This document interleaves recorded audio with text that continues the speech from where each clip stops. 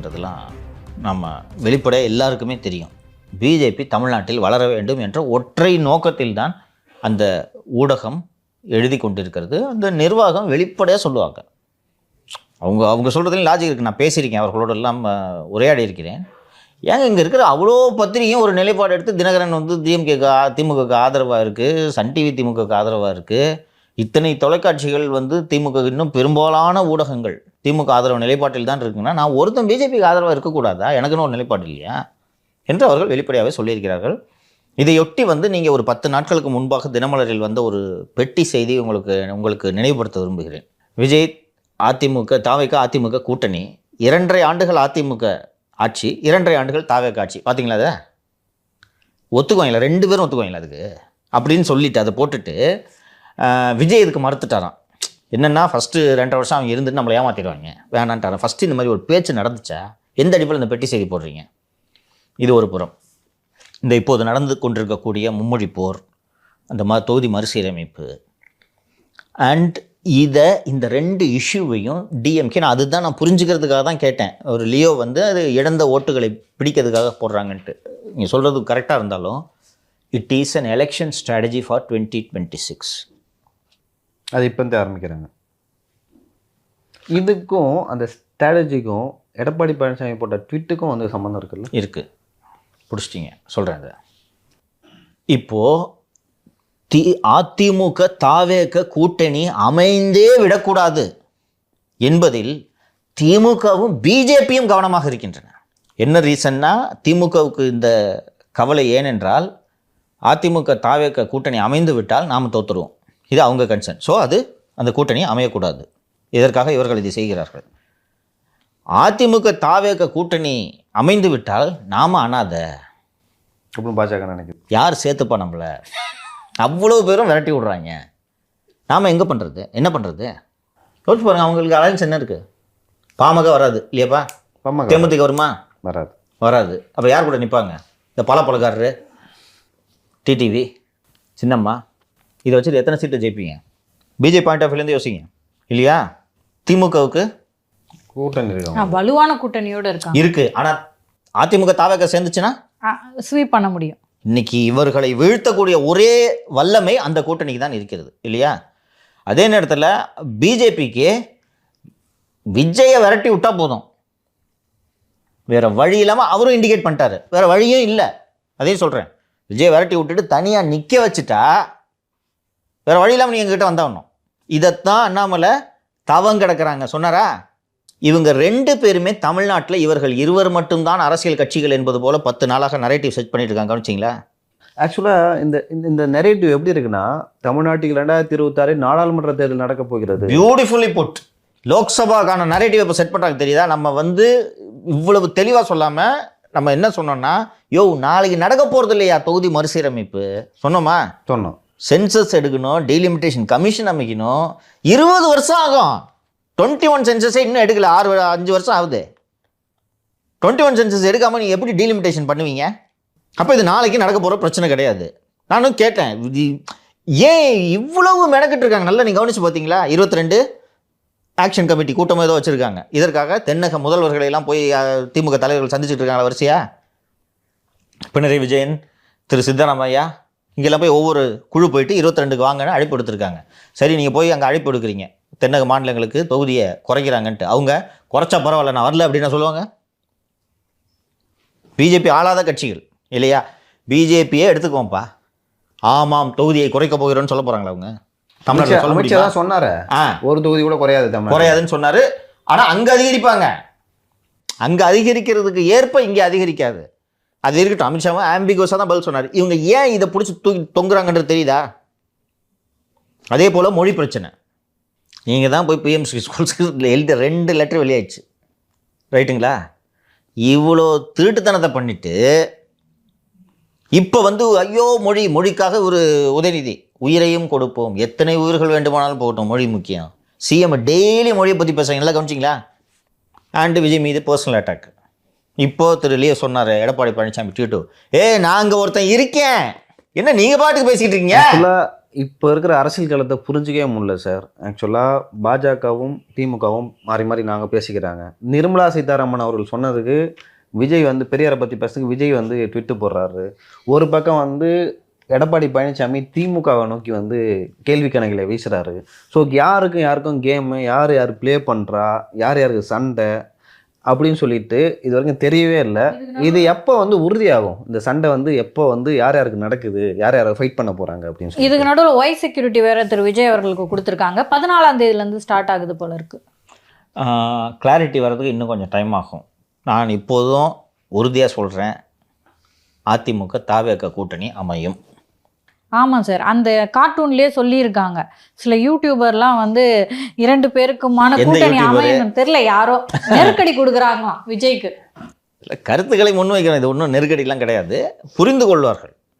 ஓகேங்களா? இன்றைக்கி பிஜேபியும் திமுகவும் பேசி வச்சுக்கிட்டு இதை ஒரு லோக்சபா எலெக்ஷனாக மாற்ற பார்க்குறாங்க. அதை பார்க்குறேன். அண்டு திரு லியோ அவர்கள் நடுவில் குறிப்பிட்டார், இந்த நரேட்டிவ் கன்வீனியன்ட் ஃபார் டிஎம்கே. இந்த ஒரு 2 நாட்களில் வந்து திமுக அளித்து நிறைவேற்றாத வாக்குறுதிகளை பற்றி விவாதிக்கலாம். நாம எதுவுமே பண்ணல, இனிமேல் பண்ணுறதுக்கு நிதி இல்லை. விரிவாக நம்ம பேசியிருக்கோம் நிதி நிலைமை பற்றி. கடனில் முதல் மாநிலமாக இருக்கிறது.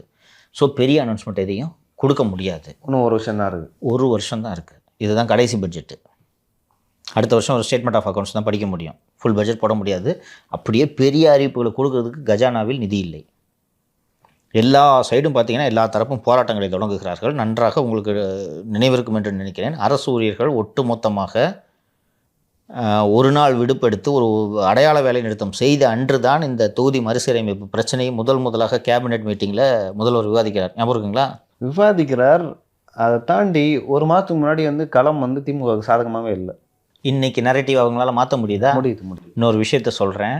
உளவுத்துறை செய்தியாளர்கள் எல்லாம் அழைத்து விஜய் பற்றி என்ன தகவல் இருந்தாலும் கொடுங்கள், உங்களுக்கு நாங்கள் போலீஸ் நியூஸ் கொடுக்குறோம். கிரைம் ரிப்போர்ட்டர்ஸ் அழைச்சி பேசிக்கிட்டு இருக்காங்க. விஜய் அதிமுக கூட்டணி அமைந்து விடக்கூடாது என்று பிஜேபியும் வேலை செய்கிறது, ஆளுங்கட்சியும் வேலை செய்கிறது. இன்றைக்கி தான் சுச்சுவேஷனு. இது ஏன் நான் தாவேக அதிமுக கூட்டணி அமைன்னு சொல்கிறேன்ல, இதை இவங்க 2 பேரும் புரிஞ்சுக்கணும். இல்லை, உங்களுக்கு வந்து தர்மேந்திர பிரதான் ஆக்சுவலாக இது வந்து பாஜகவோட நரேட்டிவா அப்படின்னு கேட்டிங்கன்னா அது எனக்கு தெரியல. பட் இதுக்கு பின்னாடி ஆர்எஸோட லைக் கை வந்து ஓங்கி இருக்கு அப்படின்னு சொல்லிட்டு சில பேர் சொன்னாங்க. என்கிட்ட ஒரு அதிமுக தலைவர் பேசினார். அவர் வந்து ஒரு பயங்கர ஆர்எஸ் எதிர்ப்பாளர், உண்மையாக எதிர்ப்பார், பெரியார் கொள்கையை வந்து பின்பற்றுவார். அவர் என்ன சொன்னார், ஆக்சுவலாக திமுகவும் பாஜகவும் குறிப்பாக ஆர்எஸ்எஸ் இயக்கமும் வந்து ஒருவருக்கு பேசி வச்சுக்கொண்டு தமிழ்நாட்டில் அதிமுக ஒன்றுமே இல்லை, நாங்கள் தான் வந்து திமுக பிக்சர்லேயே இல்லையப்பா, பிக்சர்ல இல்லை. ஆனால் வந்து அதிமுக தலைவர்கள் அது புரிஞ்சிக்கவே இல்லை. யாரும் அதை பற்றி பேச மாட்டுறாங்க. பிஎம்ஸ்டியை பற்றி யாரும் பேச மாட்டுறாங்க, பேசுகிறாங்க, பட் அது நிறைவேற்ற முடியாது. பட் நீங்கள் எங்கே ப்ளே பண்ணுறீங்க? அது தொடர்பான ஒரு விஷயம் இருக்குல்ல. அந்த டிஸ்கஷனில் டிஎம்கே இருக்காங்க, அதை விட்டால் பிஜேபி இருக்காங்க. நீங்கள் பார்த்தீங்கன்னா தர்மேந்திர பிரதான் வந்து ஒரு ஃபார்வர்ட் கிளாஸ் ஒரு பிராமின், நிர்மலா சீதாராமனும் ஒரு பிராமின், அஸ்வினி வைஷ்ணவா ஒரு பிராமின். ஸோ இந்த மாதிரி வந்து யாரெல்லாம் வந்து ஆர்எஸ்குள்ளே இருக்காங்களோ அவங்கள வச்சு டெல்லியில் ப்ளே பண்ணுறாங்க. இங்கே அண்ணாமலை ப்ளே பண்ணால் அது ஒர்க் அவுட் ஆகாது, அது ஸ்டேட்டோட முடிஞ்சிடும். எடப்பாடி அண்ணாமலையா இல்லை எடப்பாடி டிஎம்கேவான்னு நீங்கள் கம்பேர் பண்ணால் அது இதுக்குள்ளேயே முடிஞ்சிடும். அண்ணாமலை நீங்கள் ஈஸியாக காலி பண்ணிடலாம். டிஎம்கே கிட்ட அந்த பவரை வச்சியோ, ஏடிஎம்கே கிட்ட அந்த ஐடிஎம்கே வச்சியோ, இல்லை இங்கே தலைவர்கள் பேச விட்டால் ஈஸியாக ஆஃப் பண்ணிடலாம் அண்ணாமலை. ஆனால் சென்ட்ரலில் அப்படி இல்லை. ஓகேங்களா? இப்போ சென்ட்ரலில் வந்து நீங்கள் ப்ளே பண்ணுங்கள், இந்த மாதிரி பேசுங்கன்னு சொல்லி ஆர்எஸ் இயக்கம் வந்து அவர்களுக்கு ஊந்துதல் அளித்து இங்கேருந்து டிஎம்கே வந்து அதை வந்து லைக் ஃபைட் பண்ணுறாங்க, டிஃபெண்ட் பண்ணுறாங்க. நாங்கள் வந்து உங்களை வரவிட மாட்டோம், அந்த கல்விக் கொள்கையை ஹிந்தியை வந்து உள்ள நுழைய மாட்டாங்கன்னு ப்ளே பண்ணுறோம். இதை வந்து அதிமுக தலைவர்கள் புரிந்து கொள்ள வேண்டும் அப்படின்னு சொல்லிட்டு அந்த தலைவர் சொன்னார். அதை வந்து எடப்பாடி பழனிசாமி புரிஞ்சுக்கிட்டாருன்னு நினைக்கிறேன். அதனால தான் அந்த ட்விட்டர் நெட் வந்தது போட்டிருக்காரு அப்படின்னு நான் நினைக்கிறேன். ஆமாம், ஏன்னா இன்றைக்கி ஃபஸ்ட்டு வந்து ஏடிஎம்கே அந்த மக்கள் பிரச்சனை நம்ம ஏற்கனவே இந்த திண்ணை பிரச்சாரம் பற்றிலாம் பேசணும். அதில் இந்த விலைவாசி பட்டியலாம் நம்ம படித்தோம். அதுதான் இன்றைக்கி மக்கள் பிரச்சனை. புரியுதுங்களா? இன்றைக்கி நான் மனசில் இருக்கிறத வெளிப்படையாக சொல்கிறேன். இன்றைக்கி சிக்கல் என்னென்னா, கூடுதலாக ஒரு மொழியை படிக்க வேண்டும் என்று சொல்கிறார்கள். தமிழ் படிக்கக்கூடாது என்று சொல்லவில்லை. கூடுதலாக ஒரு மொழியை படிக்கிறதுனால நம்ம செத்து போயிட போகிறதில்ல. ஆனால் இந்த விலைவாசி உயர்வு உள்ளிட்ட பல பிரச்சனைகள் நேற்றைக்கு முன்தினமோ சிறு குறு நடுத்தர தொழில்கள் எவ்வளோ மூடி இருக்குன்றதை நம்ம பார்த்துருக்கோம். இது நமது வாழ்வாதார பிரச்சனை இல்லையா? ஆனால் எவ்வளவு அழகாக இந்த மொழியை ஒரு பிரச்சனையாக்கி இன்னைக்கு கிட்டத்தட்ட 10-15 நாட்களாக இதுதான் டிபேட் ஆகிட்டு இருக்கு. நம்ம எதுமா பிரச்சனை கொஞ்சம் யோசிச்சு பாருங்கள். 4000 வருஷத்துக்கு 2000 தொழில் மூடிட்டு இருக்கு. 2000 தொழில் மூடிச்சுன்னா அத்தனை பேர் வேலை எடுக்கலாம். விலைவாசி உயர்வு அந்த பட்டியலில் படித்தார் அன்றைக்கி இல்லைங்களா? எது இன்னைக்கு அத்தியாய பிரச்சனை? அசம்பிளியில் அதானப்பா பேசணும். இது லோக்சபா பிரச்சனை. மொழி தொகுதி மறுசீரமைப்புன்றது லோக்சபா பிரச்சனை. அதை தாண்டி மொழியை ஸ்டேட்மெண்ட்டோட அனுமதி இல்லாமல் அலோவ் பண்ண முடியாது. அத்தனை எளிது கிடையாது. இது உங்கள் பாலிசி சார், ஸ்டேட்டோட பாலிசி. ஒத்துக்கிட்டு நாங்கள் மெமரண்டமில் சைன் பண்ணுறோன்னு சொல்லிட்டு நீங்கள் எழுதிட்டு துட்டை வாங்கியிருக்கீங்க. புதிய கல்விக் கொள்கை டாக்டர் அன்புமணியோட அறிக்கைன்னு நினைக்கிறேன் நான். புதிய கல்விக் கொள்கை நீங்கள் பல வடிவத்தில் ஏற்கனவே செயல்படுத்த ஆரம்பிச்சிட்டிங்க. மாநில கல்விக் கொள்கைன்னு ஒன்று வகுத்தீங்களப்பா, ஒரு குழு போட்டிங்களப்பா, அந்த குழு அறிக்கை கொடுத்துச்சு. எங்கே அது சொல்லுங்கள். கல்வி மேலே இவ்வளோ அக்கறை இருக்குன்னு துடிக்கிறீங்களே 10-15 நாளாக. மாநில கல்விக் கொள்கை வகுத்தீங்களா? அதுக்கு போட்டியாக ஒன்று போட்டாங்க, நாங்கள் ஒன்று வகுக்கிறோம் பாருங்கன்ட்டு. எங்கே அது அறிக்கை? எங்கே செயல்படுத்துறீங்களா? குறைந்தபட்சம் செயல்படுத்துகிறான்ல. இன்னொன்று, அது அன்புமணி இந்த ஸ்டேட்மெண்ட்டை சொல்லியிருந்தாருன்னு நினைக்கிறேன். இந்த மாதிரிங்க நாங்கள் கல்விக் கொள்கையை இம்ப்ளிமெண்ட் பண்ணாதால துட்டு தர மாட்டேங்கிறாங்கன்ட்டு நீங்கள் நீதிமன்றத்தை அணுகலாம் அல்லவா? பொலிட்டிக்கல் ஃபைட்டும் போடணும், நீதிமன்றத்தை அணுகலாம் தானே. ஆளுநர் கோப்பில் கையெழுத்து போடலன்னு ஏற்கனவே நீதிமன்றத்தை அணுகிருக்கீங்களே, இதுக்கும் போகலாம் தானே. உச்ச நீதிமன்றம் அதெல்லாம் சென்ட்ரல் கவர்மெண்ட் சொல்கிறது கேளுங்கப்பா அப்படின்னு சொல்லிடுமா? கான்ஸ்டியூஷனை இன்டர்பிரட் பண்ணுறது தான் சென்ட்ரல் கவர்மெண்ட்டோட வேலை. அப்போது மாநில உரிமைகள், மாநிலங்களுக்கு உரிமைகளே கிடையாதுன்னு உச்சநீதிமன்றம் இது வரைக்கும் எந்த தீர்ப்பும் கொடுத்ததில்லை எனக்கு தெரிஞ்சு. லாலேருந்து டிவியேட்ட மாட்டாங்க. ஏன்னா கான்ஸ்டியூஷனை இன்டர்பிரட் பண்ணுறது தான் அவங்க வேலை. ஏன் அதை பண்ண மாட்டேங்கிறீங்க? இப்போ உங்களுக்கு தெரியுதா இது எவ்வளோ வசதியான போராட்டம் உங்களுக்குன்னு தெரியுதா? இவர்களின் தோல்விகளை மறைக்க தான் மொழி போராட்டம். பொதுவாக பிஜேபி திரும்ப திரும்ப மதம்னு பேசுவாங்க. வேலையில்லா வாய்ப்பு பற்றியோ விலைவாசி உயர்வு பற்றியோ எதுவுமே பேச மாட்டாங்க. அதே மாதிரி டிஎம்கேவும் அவங்களுக்கு மதம், இவங்களுக்கு மொழி. அம்புடுத்தேன். இதை விஜயும் புரிஞ்சுக்கணும். விஜய் இந்த பிரச்சனையில் போய் மாட்டிக்கக்கூடாது, அதிமுகவும் மாட்டிக்கக்கூடாது. அதெல்லாம் இருக்கட்டும். நாங்களும் ஒன்றும் இந்தி மொழி ஆதரவாளர்கள்லாம் கிடையாது. நீ கொடுத்த வாக்குறுதி என்னாச்சு? வாங்க, 6000 தொழில் மூடி இருக்கு, அது பதில் சொல்லு. உங்களை டிஃபென்சிவ் பொசிஷனுக்கு கொண்டு போகிறாங்க. நீங்கள் இந்த தொழில் மூடி இருக்குன்னு சொன்னா பார்த்தியா எவ்வளோ முக்கியமான மொழி பிரச்சனை நடந்துட்டு இருக்கு. அதை பற்றி பேசாமல் தொழில் மூடி இருக்குன்னு சொல்ல இவனுக்கு மொழி பற்று இல்லை. இதுக்கு தான் நேற்று வலுவாக விவாதிக்க தயாரா அப்படின்னு சொல்லிட்டு இது நம்ம இந்த ட்வீட்டுக்கு பேசணும்ல. ஏன் இப்படி பவர்ஃபுல்லாக தன்னை பொசிஷன் பண்ணியிருக்காருன்னு என் மேலேயும் கொஞ்சம் வெளிச்சம் பாய்ச்சுங்க, நான் ஒருத்தன் இருக்கேங்க அப்படின்றதுக்காக தான் இந்த ஸ்ட்ராட்டஜி எடுத்திருக்காரு. இது மாறும், இது ரொம்ப நாள் சஸ்டெயின் பண்ண முடியாதுன்னு நான் மொழி நினைக்கிறேன். இந்த கல்வியாண்டு முடிஞ்சிருச்சுன்னா வச்சிங்களேன், முடிஞ்சிடும் இல்லையோ. இன்னொன்று 1 வருஷம் இருக்குப்பா, 1 வருஷம் எப்படிப்பா இதை உருட்டுவ? அதான் சார், இப்போ இவங்க என்ன சொல்கிறாங்கன்னா இந்த கல்வியாண்டுக்குள் அப்படின்னு சொல்கிறாங்க. இந்த கல்வியாண்டு இன்னும் 2-3 மாதத்தில் முடிஞ்சிடும். அப்போ இம்ப்ளிமெண்ட் பண்ணுறாங்க, சஸ்டெயின் பண்ண முடியாது. இந்த பிரச்சனையை இவங்க லாஸ்ட் மினிட்ல ஆரம்பிச்சிருக்கலாம். ஆமாம், ஃபார் எக்ஸாம்பிள் ஜனவரியில் டிஎம்கே இதை ஆரம்பிச்சிருந்துச்சுன்னா 3 மாதம் இதை உருட்டுறதுக்கு வசதியாக இருந்திருக்கும். இவ்வளோ ஏர்லியர் ஆரம்பிச்சிங்கன்னா இதை மெயின்டைன் பண்ண முடியாது. புரியுது. போக போக லோக்கல் இஷ்யூஸ் மேலே வந்துடும். வேற என்ன பிளான் வச்சிருக்காங்களோ நம்மளுக்கு தெரியாது இல்லை sir. They are revealing too early. நீங்கள் இப்போ நாமளும் இதுக்கு உதவி செஞ்சுக்கிட்டு இருக்கோம். இவர்கள் மீண்டும் மீண்டும் அதிமுக தாவேக கூட்டணி அமையக்கூடாது என்று இருதரப்பும் முயற்சி செய்வதன் காரணமாகவே விஜய் சரி அப்படின்ட்டு வந்துருவார்ல, வர்றதுக்கு பாசிபிலிட்டி இருக்குல்ல, புரிஞ்சிடும்ல அவருக்கு என்ன ஆப்ஷன். இன்னைக்கு இப்போ இந்த பிரசாந்த் கிஷோர் யாருன்றது நேரம் புரிஞ்சுப்பார். இவன் கிட்னி எடுக்க கூப்பிடுறான் அப்படின்றத விஜய் அவர்கள் புரிந்து கொள்வார். பிரசாந்த் கிஷோர் விஜய் அவர்களின் நலனுக்காக ஆலோசனைகளை சொல்லவில்லை என்பதை திரு விஜய் புரிந்து கொண்டால் போதும். தன்னுடைய நலனுக்காக விஜய்க்கு ஆலோசனைகளை சொல்லி கொண்டிருக்கிறார் இல்லையா? நல்லா ஒரு யோசிச்சு பார்த்தானா புரியும். யாரோ போய் உருட்டிருக்க தாத வேலையாக தான் இருக்கும்னு நினைக்கிறது. பிகே கூட்டு வந்ததே அவரும் ஏமாந்துட்டாருன்னு தான் எனக்கு தோணுது. ஏமாந்துட்டு தான் நான் நம்புகிறேன். இல்லைடா இவ்வளோ பெரிய ஸ்டார் எதுக்குமா ஒரு பீகார்காரரை அழைச்சி மேடையில் உட்கார வச்சு பிரதரின் அம்சன் எதுக்குமா சொல்லி அவருக்கு அவ்வளோ வெளிச்சத்தை கொடுக்கணும்? சார், ஒருவேளை அதிமுகவுக்கு பிகே ஒர்க் பண்ணியிருந்தா நீங்கள் இந்த அளவுக்கு அவரை கடுமையாக விமர்சனம் பண்ணியிருப்பீங்களாங்க சார் பிகேவை? இல்லை, நான் பிகேவை நிச்சயமாக இவ்வளோ கடுமையாக விமர்சனம் செய்திருக்க மாட்டேன். என்ன காரணம் என்றால், வேலை செய்கிறவனா வேலை செய்கிற இடத்துல வச்சுருப்பாங்க. ஒரே ஒரு அதிமுக மேடையில் கூட நீங்கள் பிரசாந்த் கிஷோரை பார்க்க முடியாது. திரு சுனில் கனுகுல் அவர்கள் 2021 தேர்தலில் வேலை செய்தார். நம்மை போன்ற பத்திரிகையாளர்களுக்கு தெரியும். வெற்றி நடை போடும் தமிழகம் கேம்பெயின் சுனிலுடையது. எங்கேயாவது சுனில் பேர் வெளியில் தெரியுமா? பொதுமக்களுக்கு தெரியுமா? சொல்லுங்கள். அவர் ஃபேஸ் கூட தெரியாது, பேர் தெரியும். நமக்கு தெரியும் சுனில் வேலை செய்கிறாரு. காலைல நான் பேப்பர் எடுத்து பார்த்தோன்னே இது சுனில் வேலை தெரியும். எனக்கு பொதுமக்களுக்கு தெரியுமா? இல்ல எடப்பாடி முகத்தை ராபின், ரிஷி, சுனில் கடுங்குழு தெரியாது. யார் பேருமே யார் முகமே தெரியாது. ஆனால் திமுக வேலை செய்ய போன உடனே ஸ்டாலினே அனௌன்ஸ்மெண்ட் போட்டார், we have sign with Aibak. ஞாபகம் இருக்கா 21ல்? எனக்கு வேலை செஞ்சானா இது போல் எனக்கு இப்போ ஜான ஆரோக்கியசாமி மீது விமர்சனம் இருக்கா? பின்னாடி இருக்குது. அதே மாதிரி இருக்குது. மேடையில் போய் உட்காந்திங்கன்னா இது என்னன்றதான் என்னோட வருத்தம், விமர்சனம். வேறு ஒன்றும் இல்லை. அவருக்கு திரு பிரசாந்த் கிஷோர் அவர்கள் மீது தொழில் ரீதியான விமர்சனம் அதெல்லாம் எதுவும் இல்லை. நான் இப்போ சொன்னது ஒன்று ஒன்றா நடந்துகிட்டு இருக்காமா? டே 1 சொன்னேன் நம்ம இல்லையா? கிட்னி எடுக்கிற ஆள் வர்றாங்க, நீங்கள் உஷாராக இருங்கன்னு சொன்னது ஒன்று நடந்துகிட்டு இருக்கா? தந்தி பேட்டி வந்துச்சா? அடுத்து இப்போ இந்த ஜாப் அனௌன்ஸ்மெண்ட்டை பார்த்தீங்களா? கட்சிக்கு யார் லீட்ரு? இன்னொன்று, இந்த அறிவிப்பாக இருந்தாலும் எந்த அறிவிப்பாக இருந்தாலும் விஜய் முகத்தை பிரதானமாக வச்சு டிசைன் பண்ணணுமா வேணாமாம்மா? அது என்னம்மா இன்விடேஷன்லேயே அது என்னதும்மா?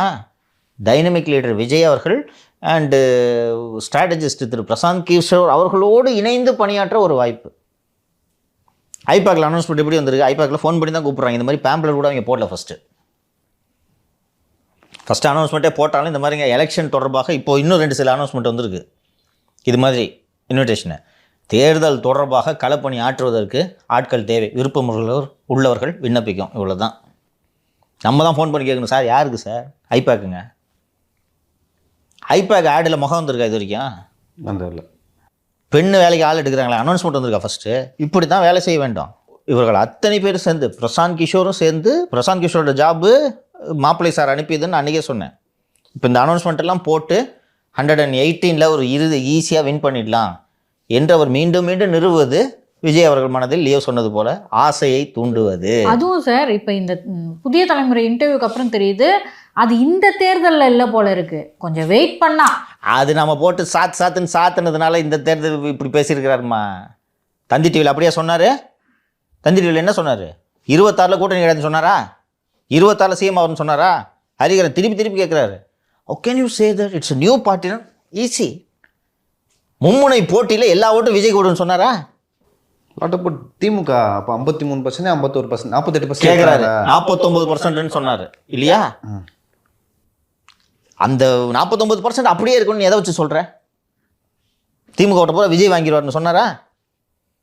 ஒருத்தனை ஏமாற்றணுன்னா ஆசையை தூண்டிட்டார். ஸோ நான் அதே மாதிரி சொன்ன மாதிரி அந்த பிளெஸிங் இன் டிஸ்கைஸ்ன்னு சொல்லுவாங்கள்ல, அதுபோல் ரொம்ப ஏர்லியாக அவங்க பண்ணிட்டாங்கன்னு நான் ஃபீல் பண்ணுறேன். திமுக 1 வருஷம் ஓட்டணும்.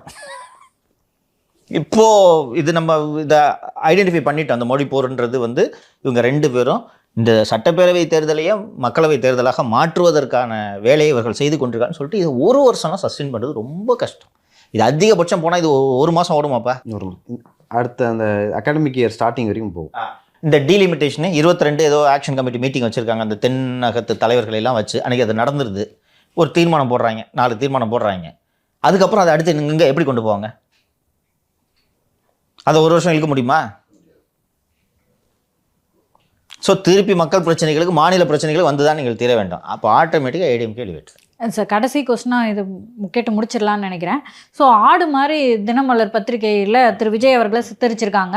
ஸோ தாவேகா ரசிகர்களுடைய ஆதரவாளர்களுடைய கோவத்தை எப்படி பார்க்குறீங்க? விஜய் அவர்கள் அவரது ஆதரவாளர்களுக்கு கற்றுக் கொடுக்க வேண்டும். இப்படி தான் போடுவாங்க. தினமலர் பிஜேபி வளர வேண்டும், தாவேகா அதிமுக கூட்டணி வரக்கூடாது என்பதை உணர்ந்து தான் திரு விஜய் அவர்களை ஆடு போல சித்தரித்து அந்த கார்ட்டூனை போட்டிருக்கிறது. ஆனால் ஒரு வளரும் அரசியல்வாதி எந்த ஊடகத்தையும் பகைத்து கொள்வது அவரது வளர்ச்சிக்கு நல்லதல்ல. அவங்களை கண்ணா புண்ணான்ட்டு அவரது ரசிகர்களை வைத்து ஏச வைப்பது, மிரட்டுவது, இதெல்லாம் திரு விஜய் அவர்களுக்கு நல்லதல்ல. தினமலரோட அஜெண்டா என்னன்றதை நான் சொல்லிட்டேன். தினமலரும் திரு விஜய் அவர்களுக்கு வேண்டும். அந்த இந்த திங்கட்கிழமை டைம்ஸ் ஆஃப் இந்தியாவோட ரெசிடென்ட் எடிட்டர் அருண் ராம் ஒரு கட்டுரை எழுதியிருந்தார். திரு விஜய் அவர்கள் அவர்களை போய் நான் பார்த்தேன், நீங்கள்லாம் எனக்கு ஹெல்ப் பண்ணணும் அப்படின்னு சொல்லிட்டு திரு விஜய் அவர்கள் என்னிடம் பேசிய போது அடிக்கடி பத்திரிகையாளர்களை சந்தியுங்கள் என்று நான் சொன்னேன். திரு விஜய் அவர்கள் அதுபோல் பத்திரிகையாளர்களை சந்திக்காதது மட்டுமல்ல, பத்திரிகையாளர் சந்திப்பை நடத்தாமல் தவிர்க்கிறார். இதுவரை அவர் பத்திரிகையாளர்களை சந்திக்கவில்லை. பிறகு இந்த இஃப்தார் நோன்பு நிகழ்ச்சியில் பத்திரிகையாளர்கள் தாக்கப்பட்டனர் பவுன்சர்களை வைத்து. நாங்கள் சிம்பாலிக்காக அந்த இஃப்தார் நிகழ்ச்சி குறித்த செய்திகளை போடுவதில்லை என்று முடிவெடுத்தோம். அதுக்காக நாங்கள் தொடர்ந்து விஜய் பாய்காட் பண்ணோன்னு அர்த்தம் இல்லை. விஜய் ஒரு முக்கிய அனௌன்ஸ்மெண்ட் கொடுத்தா நாங்கள் போட்டு தான் ஆகணும். பட் ஊடகங்களை இப்படி நடத்துவது நல்லதல்ல அப்படின்ட்டு திரு அருண்ராம் அவர்கள் எழுதியிருந்தார். நான் அதில் உடன்படுகிறேன். நான் அருண்ராம் சொன்னதில் எல்லாத்துலேயும் நான் உடன்படவில்லை என்றாலும் ஊடகங்களை இப்படிலாம் டார்கெட் பண்ணுறது நல்லதல்ல. நீங்கள் இதே தினமலர் தானே உங்களுக்கு கவரேஜும் கொடுத்துச்சு. அவங்களுக்கு எப்போ வசதியாக இருக்கோ அப்போ, ஓகேவா? ஒரு அரசியல்வாதிக்கு எல்லா publicity, any publicity is good publicity. மன்னிப்பு கேட்கணும்னு சொல்றாங்க, தினமலர் மன்னிப்பு கேட்குமாங்க சார்? ஏமா எத்தனை வருஷத்து பத்திரிகை அது, அவர்கள் எப்படி மன்னிப்பு கேட்பார்கள்? இதெல்லாம் கடந்து போயிடணும். அப்போ இப்போ விஜய் அவர்கள் ஆடு மாதிரி போட்டு அவர் ஆட் ஆகிடுவாரா? போட்டி போட்டு ஜெயிச்சு வரணும் நாங்க சார். நிறுவி காட்டணும். நீங்கள் போய் இப்போ இன்னொன்று இது இப்படி பாருங்களேன். இதை பார்த்த உடனே நீங்கள் ஷார்ப்பாக அந்த தொடர்ந்து அந்த தினமலர் செய்திகளை நீங்கள் கவனித்து வந்தீர்கள் என்றால் அதிமுக தாவேக கூட்டணி அமைந்தே விடக்கூடாது என்பது தான் தினமலரின் நோக்கம். கரெக்டா? பதிலுக்கு அதிமுக பாஜக கூட்டணி அமைய வேண்டும், விஜய் தனித்து விடப்பட வேண்டும். இது தினமலரோட நோக்கம். நீங்கள் கூட்டணி அமைங்க. இதை விட தினமலருக்கு வேறு என்ன பதில் இருக்க போகிறது? ஒரு 2 பேருக்கும் பரஸ்பரமான ஒரு ஒப்பந்தத்தின் அடிப்படையில் ஒரு கூட்டணி அமைச்சு நீங்கள் போட்டுட்டு ஜெயிச்சிட்டீங்கன்னா தினமலர் உங்ககிட்ட கெஞ்சுறதுக்கு வருவாங்க இல்லையா? அதுதான் சரியான பதிலாக இருக்க முடியும். அவங்க நோக்கம் என்னவோ அந்த நோக்கம் நிறைவேறாமல் நீங்கள் பார்த்துக்கணும். அதுதான் பதில். அதை விட்டுட்டு அவங்கள டார்கெட் பண்ணுறது விஜய் வளர்ச்சிக்கு நல்லதல்ல.